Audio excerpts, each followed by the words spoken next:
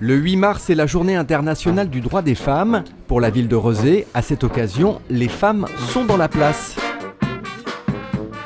Nous sommes ici place François Mitterrand dans le quartier Château. Cela commence par une fanfare à 100% féminine, les Fire Lips. L'objectif est symboliquement de rendre les femmes visibles dans l'espace public.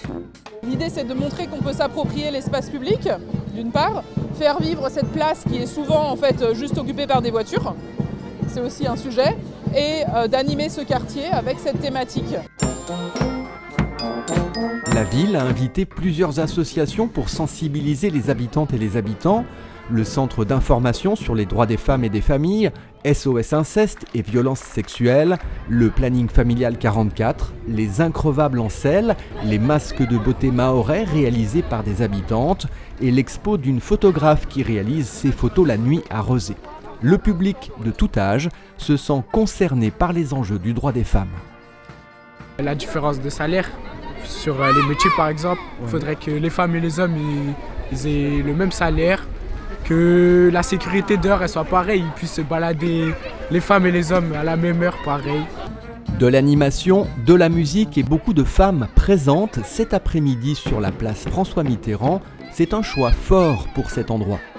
Oui, c'est important de faire voir que les femmes ont le droit d'être sur cette place, oui. Ouais. Parce qu'il n'y en a pas beaucoup ? Non, d'habitude c'est plus des hommes, c'est vrai. Ouais. Mais peut-être parce qu'elles sont occupées ailleurs. Au café de la place, la clientèle est effectivement souvent très masculine. Cela n'empêche pas qu'on s'y retrouve dans la bonne humeur.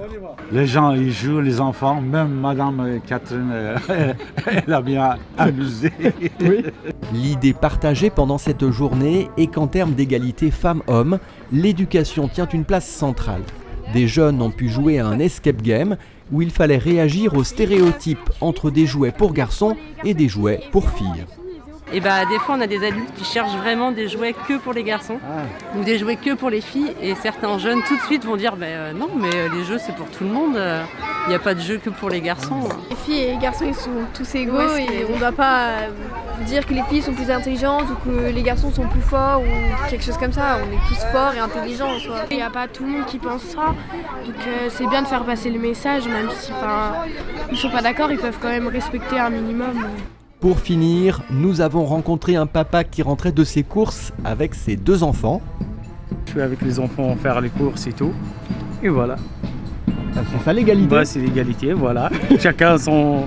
Voilà, il y a un petit truc à faire, quoi. C'est un exemple de partage des tâches qui est encourageant pour parvenir à l'égalité entre les femmes et les hommes.